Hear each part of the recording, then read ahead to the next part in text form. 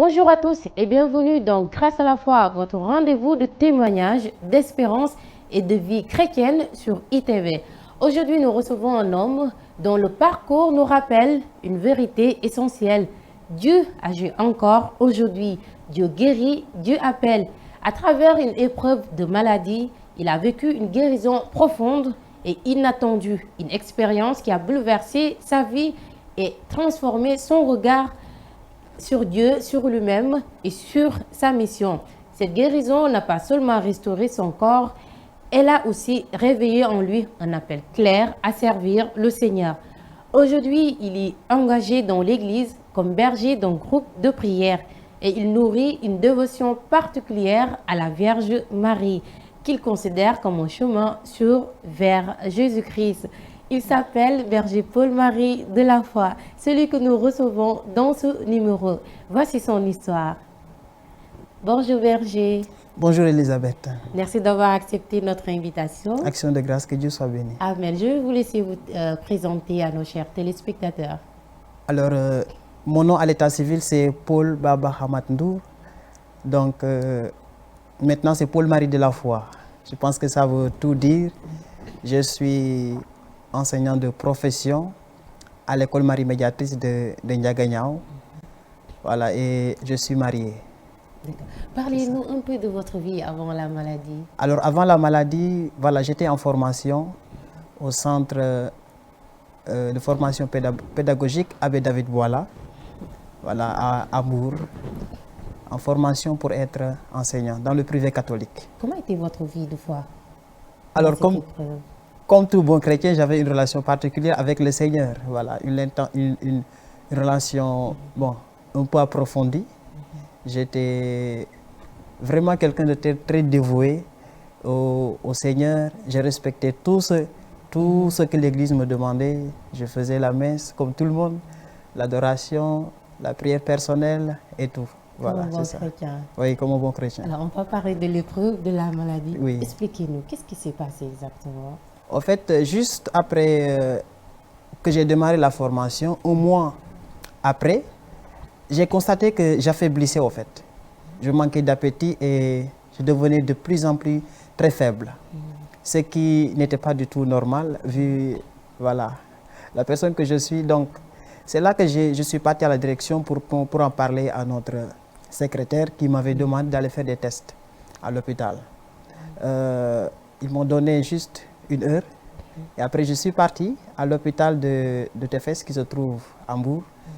Là, lorsque je suis arrivé, la première des choses que le docteur m'a demandé, c'est que est-ce que si j'avais remarqué au niveau de mes organes des choses qui ne sont anormales, c'est-à-dire que est-ce qu'il y avait des choses que je remarque que je ne remarquais pas auparavant.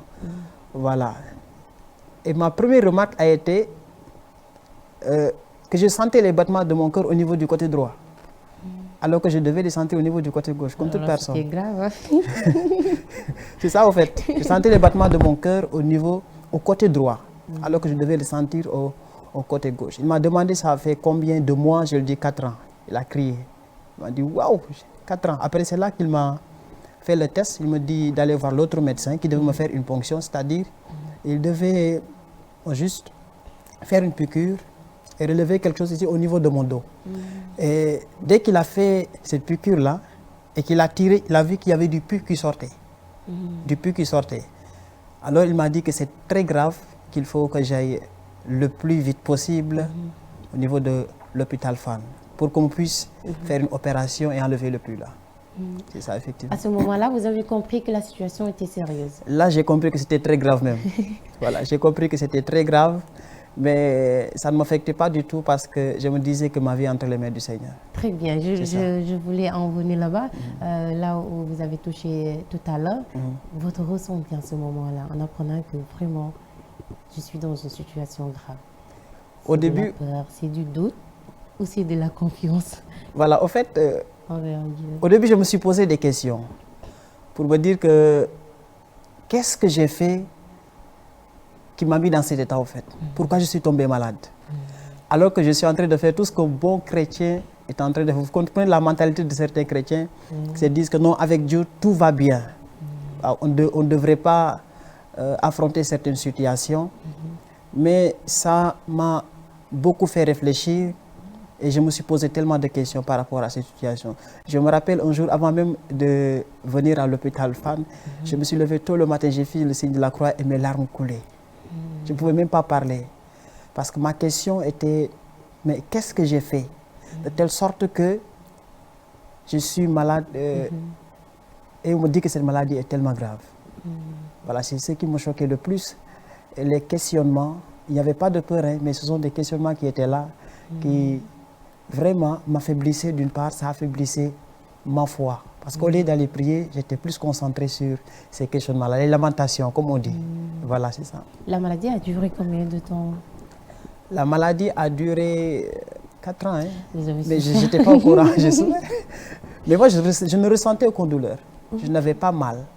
C'est juste après, un mois après la formation que j'ai senti que là, ça ne va pas. Que je suis parti à l'hôpital et qu'on a découvert tout ça. Okay. Et comment la guérison a-t-elle survenu entre-temps?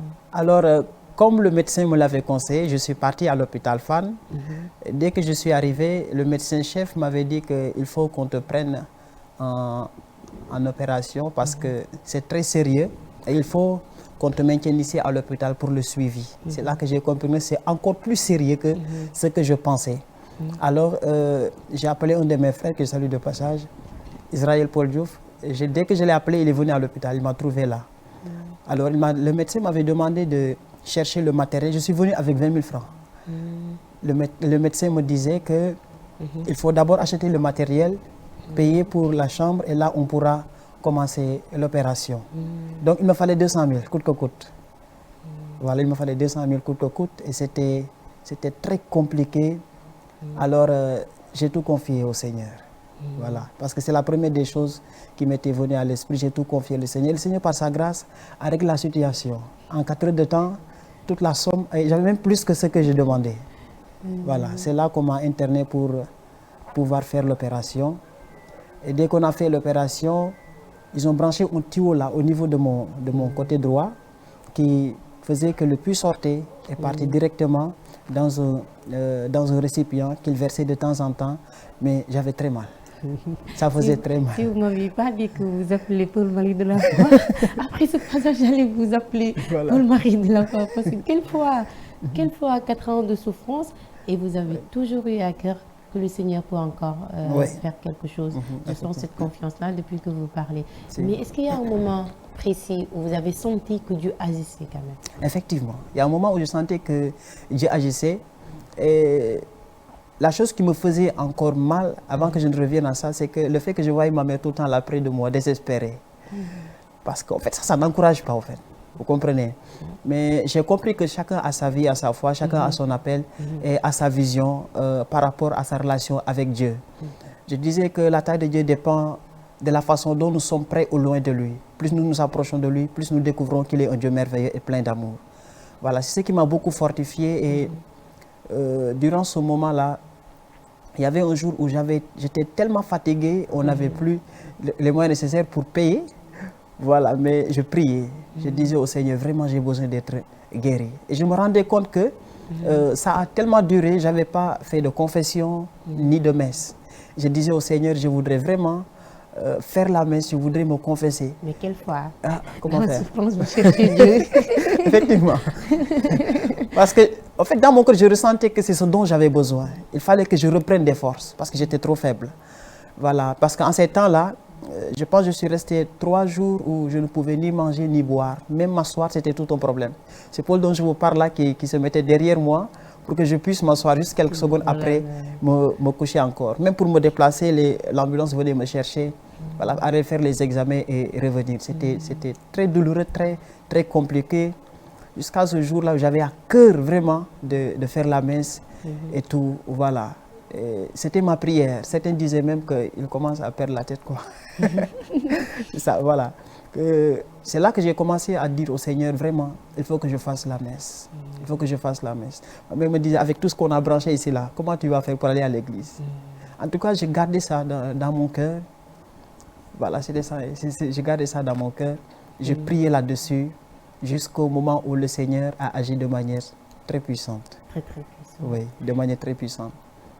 Quelle a été la réaction du médecin en vous voyant dans cet état-là? Lorsque j'étais malade. Oui. Quand ils m'ont vu, la seule parole que j'ai retenue jusqu'à maintenant, c'est que c'est le cas le plus grave de l'hôpital. C'est ce qu'ils disaient au fait. C'est le cas le plus grave de Moi, l'hôpital. je confirme ce qu'ils disent. Hein? Oui.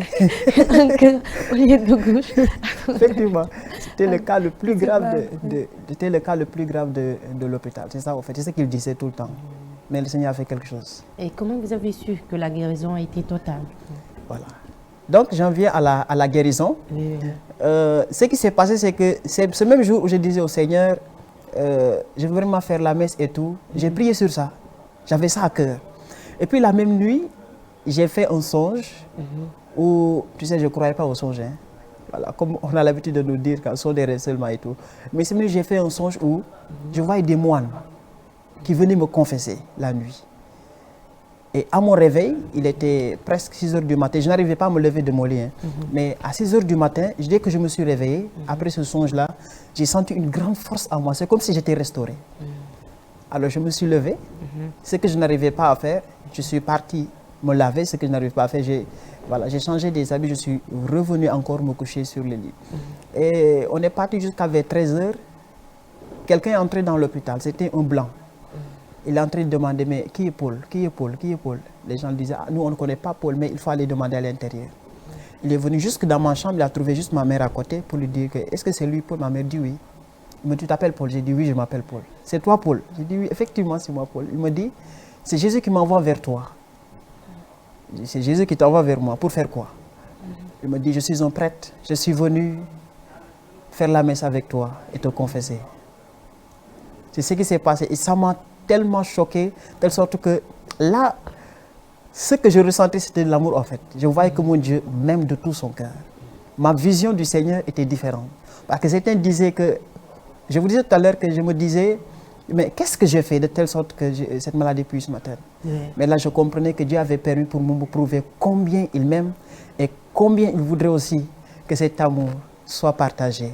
Amen. Voilà, c'est pourquoi je disais à maman que ceci sera un témoignage glorieux pour le Seigneur, pour la gloire de son nom. Amen. Donc, le prêtre m'a fait la confession, on a fait la messe. Et c'est là qu'il m'a confié un secret, un trésor.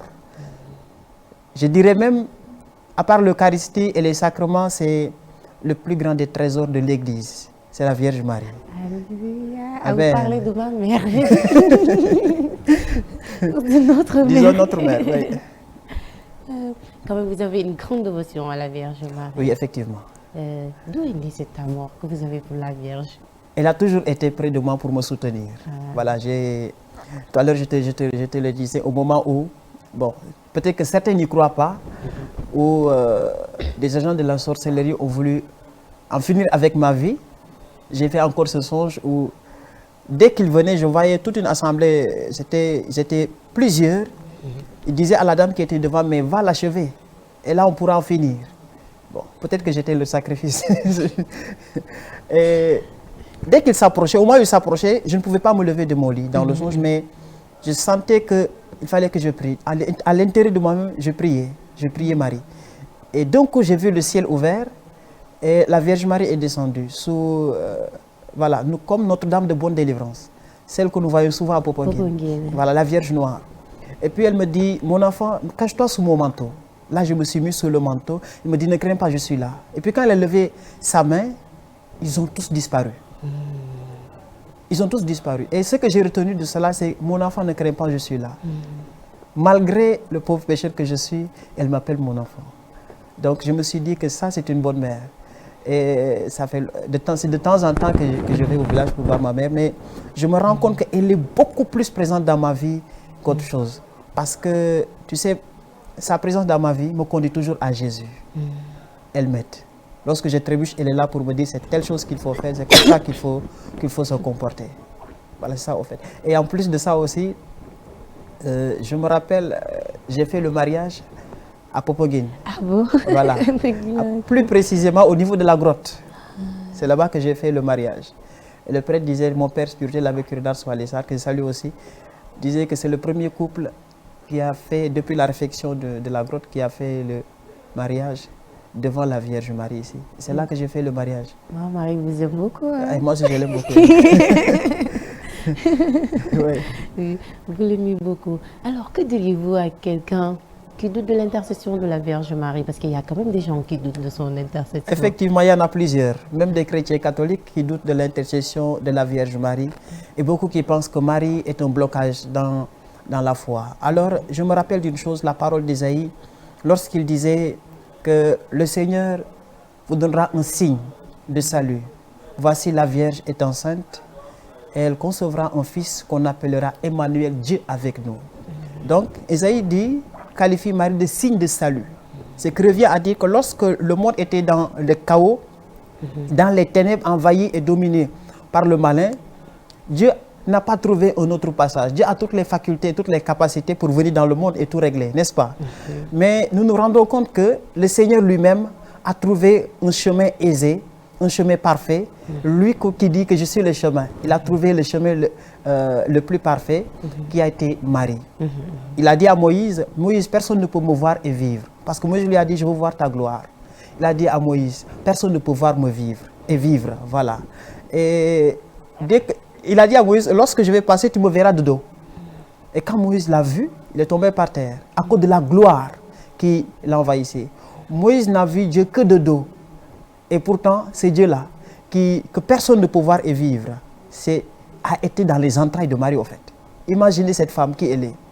Dieu qui dit, personne ne peut me voir et vivre, trouve son habitat dans les entrailles de cette femme appelée Marie. Très fort. C'est très puissant. Vous imaginez, n'est-ce pas? En fait, avec Isaïe qui dit, Marie est signe de salut, le monde est dans le chaos. Mais vous vous rendez compte que Dieu lui-même, le seul chemin qu'il trouve pour venir dans ce monde donner la vie, c'est la Vierge Marie. Donc, une manière de dire que si Dieu lui-même a pris un chemin, et Jésus lui-même vient nous dire que je suis le chemin, que nous devons marcher à sa suite. Donc, moi aussi, je dois emprunter le même chemin que Dieu. Il est passé par Marie pour venir dans ce monde donner la vie éternelle. Donc, moi, pour aller vers Dieu, je passe par Marie aussi. Là, je suis sûr et certain que je ne vais pas, comment dirais-je, je ne vais pas me tromper, je ne vais pas vaciller, je ne vais pas douter, je ne vais pas tomber dans des choses qui vont mener à la perte. Donc Marie n'est pas une perte, elle est en fait cette lumière qui nous montre que, comment dirais-je, elle est cette lumière qui nous montre que quelles que soient les situations de la vie, Dieu est toujours là, Dieu est toujours présent. La présence de Marie montre que Dieu est parmi nous. Parce qu'elle a porté celui qu'on appelle Dieu avec nous. On a dit Dieu avec nous. On n'a pas dit quelqu'un d'autre. Dieu lui-même avec nous. Dieu avec nous, c'est Jésus-Christ de Nazareth. Donc, si Marie porte Dieu et nous le fait découvrir, nous aussi. Parce que Dieu est passé par elle, nous devons passer par elle sûrement pour aller vers Dieu. Dieu est passé par Marie pour venir à l'humanité pour le sauver. Nous aussi, nous passons par Marie pour aller rencontrer Jésus-Christ, pour aller rencontrer le Seigneur qui nous donne la vie. Wow. Voilà. Wow. Je suis émerveillée. Vous répondez parfaitement votre nom. Que Dieu soit béni. Paul Marie de la foi. Oui. Paul, votre homonyme c'est Paul, c'est un grand missionnaire. C'est un grand missionnaire. Vous aussi, vous êtes un missionnaire marial aussi. Oui. Tout pour la gloire de Dieu. Vous défendez bien votre maman. Ah, bien sûr, bien sûr. C'est le Christ qui nous l'a donné. Donc, si lui-même à la croix, il dit, et la parole dit, ce qui me touche le plus, on n'a pas mentionné le nom Jean. Il a dit aux disciples bien-aimés, voici ta mère. Aux disciples bien-aimés. Toute personne qui est bien-aimée de Jésus et qui se dit bien-aimée de Jésus devrait savoir que Marie devrait être juste un soutien dans sa vie, un pilier dans sa vie, qui l'aide c'est-à-dire aller de l'avant dans son intimité avec le Seigneur. Moi, je suis sûr et certain. Vous savez, on dit qu'à la chambre haute, Marie était présente avec les apôtres. Mais je suis sûr et certain à 100% que même si on ne l'a pas dit, que Marie a beaucoup enseigné les apôtres. J'en suis sûr et certain, j'en suis très convaincu. Parce que c'est elle qui connaît mieux le Seigneur Jésus, c'est elle qui l'a porté, c'est elle qui nous l'a donné voilà, dans ce monde. Et elle saurait sûrement ce qu'il faut faire pour plaire à son fils et ce qu'il ne faut pas faire pour plaire à son fils. Comme j'ai l'habitude de le dire aux gens, si vous ne croyez pas, nous n'avons qu'à tester. Goûter, se voyez. Ouais, goûter, se voyez comme il est Alors, bon. testez. Moi, j'ai testé. J'ai vu, je crois. Amen, amen. Ma amen. mère, elle est toujours là, la Sainte Vierge Marie. Amen. C'est une maman quand même. Quand on regarde l'épisode du mariage de Cana, on Oui. comprend tout de suite. Mais le Effectivement. premier miracle fait par Jésus, c'est grâce à Marie. Eh. Faites tout ce qu'il C'est vous tout ce qu'il dira. vous dira. C'est merveilleux, hein? Quand même, c'est merveilleux. C'est tellement beau. Et moi, ce qui me touche le plus, la réponse de Jésus, femme, que me vois-tu? Mon heure n'est pas encore arrivée. Donc, ce n'est pas l'heure pour lui de faire des miracles, mais parce que la mère a parlé, il a agi. Donc, quand Marie est là, même si ce que Jésus devait faire, comment dirais-je, s'il devait le faire pendant 10 ans, c'est-à-dire, s'il devait attendre 10 ans pour accomplir quelque chose dans ta vie, la présence de Marie ferait de telle sorte que il va le faire maintenant, ou bien dans quelques mois. Goûtez, vous voyez. Marie peut accélérer la grâce. Amen. Testez, vous allez voir. Amen. Donc, on va encore revenir sur la guérison. Oui. Après cette guérison, qu'est-ce qui a profondément changé dans votre vie? Après la guérison, en fait, ma vision du Seigneur a changé. Parce que moi, je me limitais que sur les charismes. Alors que Dieu veut plus que ça. Dieu veut plus que ça. Oui, j'ai constaté que beaucoup de chrétiens se disent je prie tout le temps, je ne vois rien. Bon, je fais tout ce qu'il faut faire. Je vais à la messe, je fais la confession, je fais telle chose, mais je ne vois rien. C'est là que j'ai compris que ce qui me manquait, c'est la connaissance. Il a dit dans Osée 4:6, mon peuple périt parce qu'il lui manque la connaissance. Puisque tu as rejeté la connaissance, je te rejetterai. Il nous faut connaître Dieu davantage. Par sa parole, par au fait les enseignements, les écrits des saints, la vie des saints, par au fait la Vierge Marie, qui est là un chemin et un modèle parfait pour aller vers lui. Et c'est là que j'ai commencé à expérimenter, à comprendre. Parce que ma première expérience avec Marie, c'était lorsque le prêtre dans l'hôpital m'a dit que, je vous ai dit tout à l'heure qu'il m'a confié un trésor, Marie. Il m'a dit que lorsque tu sens que tu ne dors plus, tu n'arrives plus à dormir, prends le chapelet. Quand j'ai pris le chapelet, je me suis dit que non, ce n'est pas seulement lorsque je ne sens pas que je n'arrive pas à dormir, mais je dois le faire tout le temps. J'ai vu combien c'était tellement précieux. J'avais un livre où je trouvais certaines prières de l'Église. Je confesse à Dieu. Et bon, je me suis dit que si l'Église a donné ses prières, inspirée par le Saint-Esprit, donné ses prières, c'est pas que ces prières sont puissantes. C'est là que j'ai commencé à aller en profondeur pour mieux comprendre chaque prière. Le Notre Père, le Je vous salue Marie, le Je crois en Dieu et toutes les autres prières là, même le Gloire au Père que nous avons l'habitude de réciter comme ça, est une prière très puissante. Une prière très puissante. En fait, ça m'a poussé à les connaître. Et quand j'ai compris, j'ai vu que Dieu veut plus que je connaisse, que je me limite à la prière seulement, lire et puis prier. Bon, Dieu veut plus de ça. Donc je dois mieux me concentrer, mieux me donner à lui. Et c'est dans cette consécration-là que j'ai compris que, vous savez, quand nous prions, Dieu nous bénit. Dieu nous remplit de son Esprit Saint, de son onction. Voilà, l'onction qui fait des merveilles, qui nous maintient dans sa présence. Mais lorsque nous avons l'onction sans la connaissance, nous devenons un danger ambulant. Vous comprenez? Nous sommes prêts à faire des bêtises même. Là où même nous ne devons pas aller, nous osons partir là-bas. Parce que non, Jésus est là avec le zèle qui nous anime.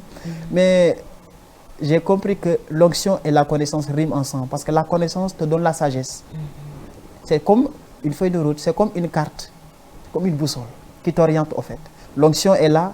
Lorsque je dois prier, je me rappelle que la connaissance que j'ai du Seigneur me dit que c'est telle chose qu'il faut faire. Et c'est dans ça que le Seigneur vraiment manifeste sa puissance. Je découvre une nouvelle spiritualité, une nouvelle manière de vivre ma relation avec Dieu. Au lieu de me limiter aux signes que je vois, voilà, je monte plus encore. Par sa grâce. Chercher à connaître, Voilà. la connaissance. Moi, je prends cette clé-là et je demande aux téléspectateurs aussi de prendre cette clé. Il faut d'abord chercher Dieu, chercher à connaître mieux le Seigneur, en fait. Les charismes, c'est bon, ce sont de bonnes choses. Mais l'intimité avec le Seigneur, c'est bon. Vous répondez bien votre nom. Berger Paul. Aujourd'hui, vous êtes berger dans un groupe de prière. Oui. Vous avez vécu quand même une épreuve très difficile, une maladie très grave, très rare. Et miraculeusement, le Seigneur, par Marie, vous a vraiment guéri. Oui. Mais c'est incroyable. Ça peut être comme miracle. Amen.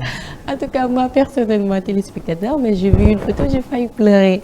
J'ai dit, ça, c'est vraiment un miracle. Il n'y a que Dieu qui peut faire ça quand même. Amen. Quitter cet état de maladie grave, être guéri, jusqu'à ce que le Seigneur s'utilise comme berger dans le groupe de prière. Amen.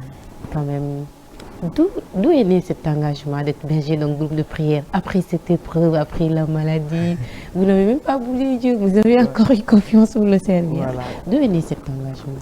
Alors, vous savez, comme Saint Paul a dit, malheur à moi si je n'annonce pas l'évangile. Donc, si je vis jusqu'à présent, c'est par la grâce de Dieu. Donc, ma vie, puisque Dieu a permis que je vive jusqu'à présent, ma vie devrait ne servir qu'à glorifier son nom. Donc, à vrai dire, je n'ai jamais cherché à être berger, à vrai dire. Tout ce que j'ai cherché, c'est développer ma relation avec le Seigneur et aider tous qui en ont besoin. Voilà, tous qui ont besoin de ce que le Seigneur m'a donné, les aider d'une manière ou d'une autre, quel que soit le prix à payer, parce que Jésus a payé de plus grand pour nous aider. Donc, s'il aussi il nous a choisis, c'est pour uniquement faire son œuvre comme il le désire. Donc, je servais ici à Dakar, puis après on m'a affecté ailleurs. On m'avait affecté même à Joal, je dirais. Bon, je disais à, comment dirais-je, à notre directeur, mais Joal, c'était ma question. Mais quand il m'a dit, je t'affecte à Joal, j'ai dit Joal, j'étais choqué. Il m'a dit, il y a Ndiagana aussi. J'ai dit, ah, comme tu veux. Il m'a dit, je t'amène à Ndiagana. C'est comme ça que je suis parti là-bas. Chez le président. Voilà, chez le président. Donc nous sommes, et chez moi. Nous sommes la voix du peuple. Et notre groupe s'appelle la voix du Seigneur. Voilà, nous sommes non seulement la voix du Seigneur, mais nous sommes aussi la voix du peuple sénégalais. Vous comprenez? Voilà, c'est ça en fait. Je suis parti là-bas avec le berger Aubert, que j'accompagnais dans ses œuvres. C'était pas facile, hein, c'était très difficile. Normalement. Mais le Seigneur a fait que par sa grâce, durant les élections passées, ils m'ont nommé comme berger, par la grâce de Dieu. Donc, le Seigneur même vous a affecté voilà, pour faire son berger. Pour les missionnaires. C'est votre homonyme. Amen. Donc, berger, que signifie pour vous d'être un accompagnateur, un berger, accompagner spirituellement d'autres personnes? Oui. Ça signifie quoi pour vous? En fait, Jésus a dit à ses apôtres, allez dans le monde entier, faites des disciples. Accompagner une personne, c'est le pousser à rencontrer le Christ véritablement. Mais dans la doctrine de l'Église, dans ce que l'Église nous enseigne. On dit que l'Église est colonne et support de la vérité. Donc si nous détournons de l'enseignement de l'Église, nous sommes en train de perdre les brebis. Vous comprenez? Donc raison pour laquelle je ne me dis même pas accompagnateur, parce que je ne connais pas grand-chose. Tout ce que je sais faire, c'est que... Tout est grâce. Alors tout ce que je sais faire, c'est juste aider les personnes, les conseiller à adopter la voie la plus parfaite. Mais on ne peut pas se lever d'un coup pour dire j'accompagne telle personne, j'accompagne telle personne. L'accompagnement n'est pas seulement le fait de prier. Vous savez, on a l'habitude de dire que l'arbre qui n'a pas assez d'ombre ne peut pas te couvrir ou bien te protéger de la chaleur. Tu comprends? Donc il faut aller chercher cette ombre-là dans l'enseignement de l'Église, dans ce que l'Église nous propose. Voilà, il y a tellement de choses extraordinaires dans l'Église. L'Église est une mine d'or, ou bien de diamants même, si vous voulez. On va protester. Il n'y a pas de souci. Protester, Dieu va vous prendre. Voilà, ça en fait, vous avez compris. Donc, dans cette vision de l'Église, vous savez, c'est très compliqué, la vie des prêtres. Leur mission est très difficile. C'est pas facile. Voilà, ils ont à la charge beaucoup de personnes qui ne peuvent pas visiter chaque personne. Voilà, et tout. Voilà, tu comprends? Ils ne peuvent pas aller visiter les gens de porte à porte pour les aider et tout. Voilà. Donc, le Seigneur, par sa grâce aussi, nous permet de les soutenir dans cette mission en partageant la vision de l'Église, partageant la vision de l'évêque, partageant la vision du curé de la paroisse. On ne fait rien en dehors de l'Église, on fait tout dans l'Église. Toute personne qui vient en nous aussi et que, bon, je me rends compte que ce qu'il me dit là me dépasse. Soit j'appelle mon père spirituel, ou bien j'ai le curé de la paroisse pour lui en parler. Là, avec les conseils et l'accompagnement, nous aidons les gens. C'est ça en fait. Wow, c'est très important. Juste nous aidons les personnes à rencontrer le Christ. Parce que d'habitude, nous voyons souvent que les gens attirent les gens vers eux. Et ce qui n'est pas du tout normal. Nous devons pousser les gens à aller rencontrer le Christ. C'est ce que Marie a fait. D'accord. C'est ce que Marie a fait. Notre maman. Oui. C'était Alors, berger, quel message aimeriez-vous adresser aux personnes qui s'attendent à une guérison? Peut-être aux personnes qui sont désespérées, attaqués par la maladie, mais qui s'attendent encore à une guérison. Un message pour eux. En fait, tout ce qui me vient à l'esprit, c'est une question que je pose. Avez-vous la foi? Croyez-vous en Jésus-Christ? Est-ce que vous êtes sûr et certain qu'en ce moment précis, Jésus peut agir dans votre vie? Parce que Saint Jacques nous dit que celui qui doute ne reçoit rien de Dieu. Et Dieu est le consommateur de la foi. Il faut être des hommes et des femmes de foi. Parce que la foi n'est rien d'autre que l'amour que nous portons pour Dieu, en fait. C'est comme ça que je définis la foi, l'amour que nous portons pour Dieu. Mais Dieu nous aime plus. Et il dit que Dieu a tant aimé le monde qu'il a donné son Fils unique afin que quiconque croit ne périsse pas, mais qu'il ait la vie éternelle. Et dans Isaïe 53, verset 5, c'est là-bas que nous enseigne que dans les blessures de Jésus-Christ, nous sommes guéris. Donc, quelle que soit l'épreuve que les gens sont en train de traverser, ce que j'aimerais leur dire, c'est d'être comme Bartimée. Bartimée qui ne voit pas, mais qui a entendu que Christ est en train de passer. Il se met à crier sans arrêt. Jésus-Christ, fils de David, aie pitié de moi. Et il insistait, il persévérait. Donc, il faut persévérer, mais dans la foi. Ne pas douter, ne pas se décourager, ne pas avoir peur. Parce que dans les situations les plus critiques, Dieu est avec nous. C'est, comment dirais-je, lorsqu'ils étaient dans la barque en train de traverser la mer, on voyait que la barque était secouée par la tempête, la barque était secouée par le vent. Ils avaient peur. Ils ont réveillé le maître. Et Jésus, d'une seule parole, a calmé la tempête. Tout est devenu calme. Pour vous dire, quand Jésus est dans votre barque, quand Jésus est dans votre vie, quand vous le recevez comme Seigneur et Sauveur, et le centre de votre vie, vous n'avez plus rien à craindre. Il vous conduit à bonne destination, parce qu'il est le chemin parfait, et Marie est la première en chemin. Avec elle, nous rencontrons le Christ. Donc, comme cette femme aussi qui avait une perte de sang depuis 12 ans, depuis 12 ans, elle a une perte de sang, elle a tout dépensé. Elle n'avait plus rien, plus d'espoir. La femme dit, j'ai entendu parler du Christ. Elle a seulement entendu parler, et elle a cru. Et la parole nous dit que la foi vient de ce que l'on entend. Ce que l'on entend, c'est la parole de Christ. Ce que tu entends détermine ton caractère. Si tu es tout le temps branché à la télévision, mais ta foi se retrouve là-bas. Si tu es tout le temps concentré à TikTok, ta foi se trouve là-bas. Mais quand tu es branché à la source qui donne la vie éternelle, qui est Dieu lui-même, là, par sa parole, tu es envahi par une force que tu ne peux comprendre.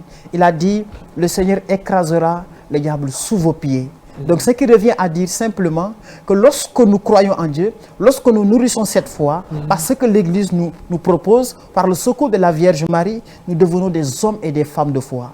Pour dire que cette femme, dès qu'elle a entendu que Jésus traversait, avec ce qu'elle a entendu, elle dit, je vais juste toucher le bord de son vêtement.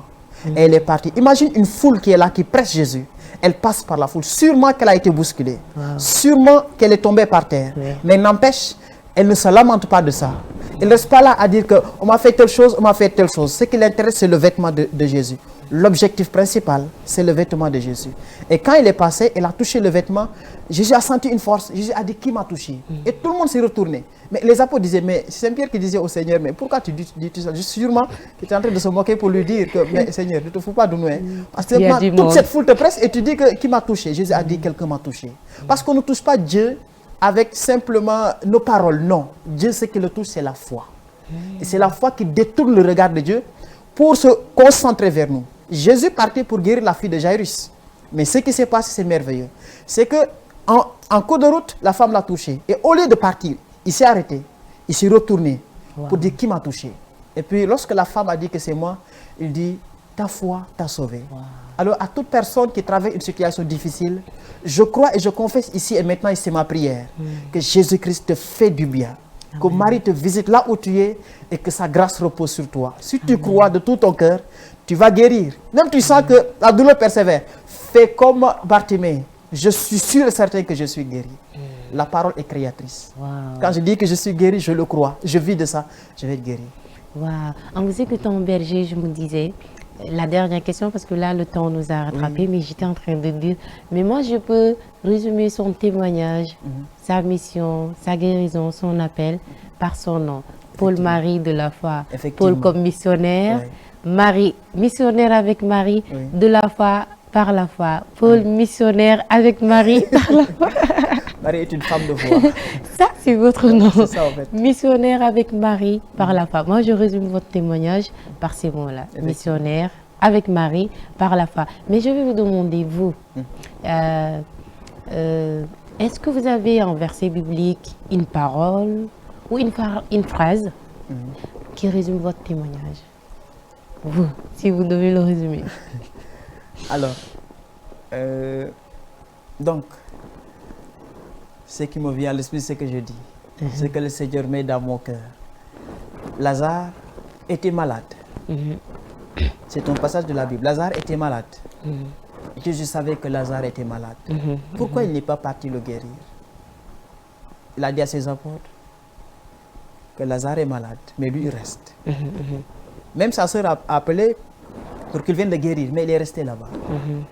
Il a attendu que Lazare meure pour dire aux apôtres, mon ami Lazare dort, allons le réveiller. S'il dort, pourquoi le réveiller? Mais Lazare est mort, dit Jésus. Et dès qu'il est arrivé, il y a une parole qui m'a beaucoup touché, c'est lorsqu'il dit à la sœur de Lazare, ne t'ai-je pas dit que si tu crois, tu verras la gloire de Dieu. Si tu crois, tu verras ma gloire. Tu comprends? Donc, Lazare était mort 4 jours après, il a fait 4 jours dans le tombeau. Sûrement que son corps est en train de se décomposer.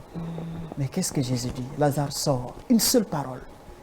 Lazare sort, 2 paroles, 2 mots. Et Lazare est sorti. Quelqu'un qui est lié, mort, son corps se décomposait. La parole de Jésus a fait qu'il est sorti sans pour autant être soutenu par une personne. Il a dit déliez-le, laissez-le aller. Donc si tu crois, tu verras la gloire de Dieu. Ce qu'il a fait avec Lazare, il le fait pour toi. Mais quelle puissance. C'est merveilleux. Je ne vais pas pleurer quand même. Tu es béni. Tout est grâce. Je vais te dire, mais je retenu beaucoup de choses. Si tu crois, tu verras la gloire de Dieu. C'est une parole très forte qui résume votre témoignage. Amen. Oui, vous avez manifesté votre foi, désiré faire la messe, pleine d'épreuves, avec une maladie rare. Mais ça, c'est la foi. Yes, moi, je n'ai pas encore ce degré de foi. Tu le reçois aujourd'hui. Amen. En tout cas, merci Berger Paul. Merci pour ce témoignage plein d'espérance. Ça redonne espoir à ceux qui nous écoutent et qui souffrent. Amen. Vraiment, c'est un témoignage tellement fort. Un témoignage puissant. Et pour le résumer quand même, un témoignage vraiment pour la gloire de Dieu et le salut des âmes. C'est pour la gloire de Dieu. Oui, c'est pour la gloire de Dieu. Et je prie pour que ce témoignage vraiment fortifie ceux qui souffrent, les soutiennent et les encourage à garder la foi, surtout la foi. Amen. Merci Berger. Merci, et merci à vous aussi qui nous avez suivis, chers téléspectateurs. Merci pour votre fidélité à la rubrique Grâce à la foi. On se donne rendez-vous très bientôt pour un nouveau numéro de Grâce à la foi. D'ici là, portez-vous bien, que Dieu vous bénisse et gardez la foi. Dieu agit et agit encore aujourd'hui et pour toujours. Dieu vous bénisse. Au revoir.